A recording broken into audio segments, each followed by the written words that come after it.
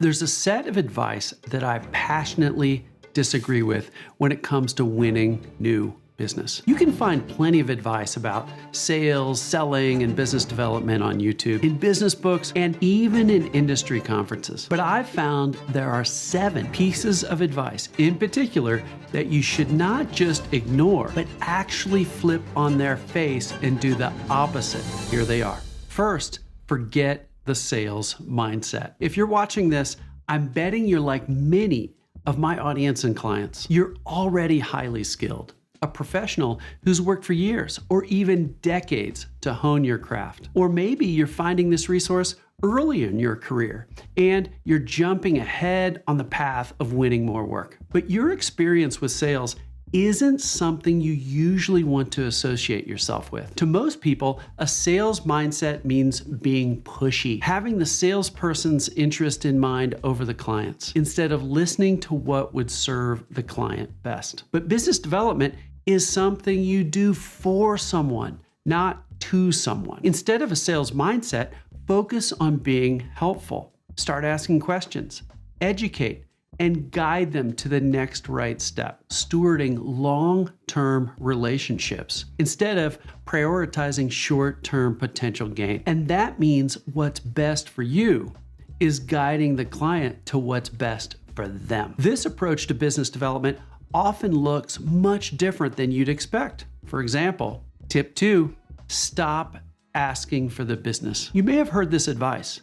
You always need to ask for the business. I know people who say this have good intentions, and I like that they're pushing for action, but it's not the right approach if you want to stand out and win work in the long term. In sales culture, this attitude is sometimes called the assumptive close. Here's what it sounds like when someone's assumptively closing. What can I do to put you in a car today? I'm excited to send you a proposal. Could you introduce me to your boss? Enthusiasm and initiative is one thing, but asking for too much too soon is a turnoff. Mostly because at this stage, you don't actually have a relationship yet. Instead, early on, I suggest you provide value in a specific way that moves the relationship forward by offering a recommendation. An expert recommendation is a generous gift that helps provide clarity and insight and should be tailored to match the needs and desires your potential client has expressed. Generous,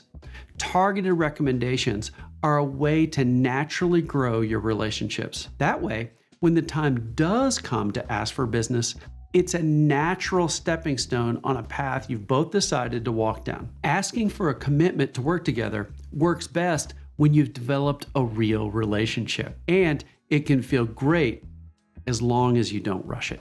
Third, stop thinking of closing as a magical skill. I often get asked to talk to someone on a team that's described by their manager in this way. They surface a lot of opportunities, but sometimes they have trouble closing. This reveals a common misunderstanding. The idea of closing is some magical skill that happens one time at the end of a buying process. But closing isn't a moment. It's just one in a series of escalating steps that happen naturally as a relationship develops. The idea of the close puts too much emphasis on that one moment in 2 directions. First, there are many potential closing moments happening all the time before, during, and after contracts are signed and you start work. You can increase the value of what you're doing. You can offer value for free, and you can find ways to increase value after the close. Not being good at asking for business is actually a deeper problem. Asking for escalating commitments is a natural part of a deepening relationship. You're just offering a next step. Here are a few examples of next steps. Have you asked them to provide you information about their problems? Have you asked them to give you their time? Perhaps to co-create a proposal together? Do you need access to data or relevant systems? If there's a significant amount of long-term work, can you begin with a pilot program to make it easy to get started? These are all different forms of winning the work, which is just the process of constantly forming and deepening mutually helpful relationships. And the better you get at taking initiative and escalating commitments as the relationship grows, the more natural closing will become. It'll just be another step in the process. While it looks like a magical quality, it'll start to feel normal or even fun. 4, raw effort is overrated. My philosophy is this: it's always your move. There's always a positive, generous action you can take, but more effort isn't always better. One of my book Give to Grow's inspirations is Adam Grant's book, Give and Take. In that book, Grant's research reveals there are 3 primary strategies anyone uses to engage others in their career. Givers generously help their colleagues, clients, and partners succeed. They take initiative and help out. Takers ask for resources from others.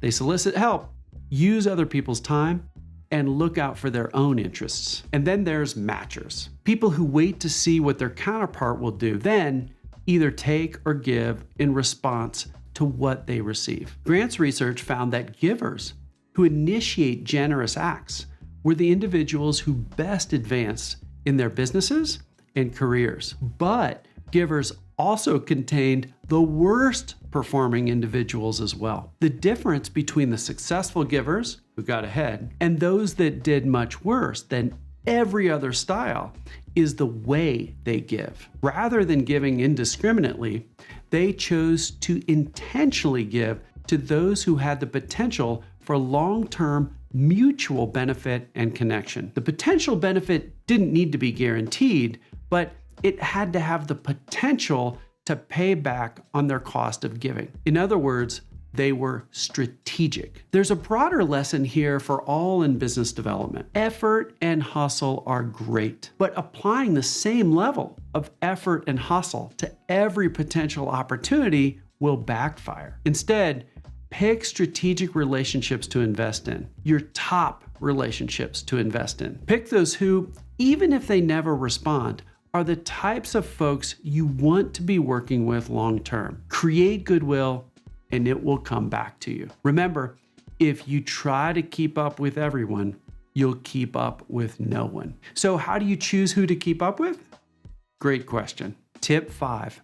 Don't focus too much on the opportunity right in front of you. There's an idea in traditional sales of leads, a potential opportunity for you to quote on. And leads are either qualified or they aren't. A qualified lead fits a set of criteria aligned with your expertise. The problem with over-indexing to only one singular opportunity is that it's too short-term focused. Success is all about the longer-term relationship. And in that time frame, people and organizations will naturally go in and out of being qualified at any given time. Their budgets get frozen or unlocked. People change roles, going from not being a decision maker to being one. Or the opportunity that's presented to you right now might not be a great fit, but the organization itself might be a stellar fit longer term. With that in mind, here's how you strategically invest in the right clients. First,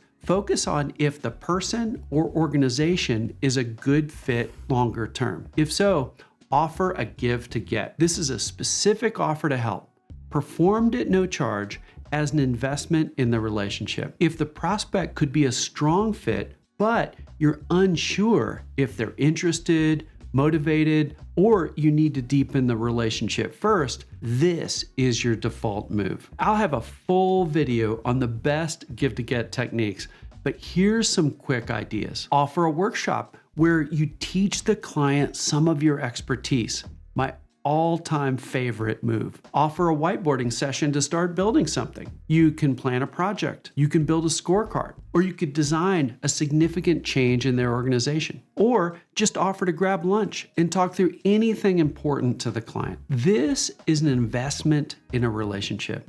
If it comes back to you, great. If not, also great. Number 6. There's no Midas touch. When you make the shift from executing work to winning new work, it might look like some people have a gift for winning the best deals, where you might have multiple dead ends or leads that go cold. Others appear to have the Midas touch, with projects that are always greenlit at a high value. But the truth is, it's impossible to only source potential business that will always pan out. Even top performers invest time into projects that go nowhere. The difference is that top performers don't pursue every opportunity equally. They develop a system and instincts over time to make sure they're pursuing the deals that will actually pan out. In other words, there's no such thing as the Midas touch, but there is such a thing as the Midas mindset. With a Midas mindset, you get randomness to work for you. You pursue many opportunities and then apply the greatest effort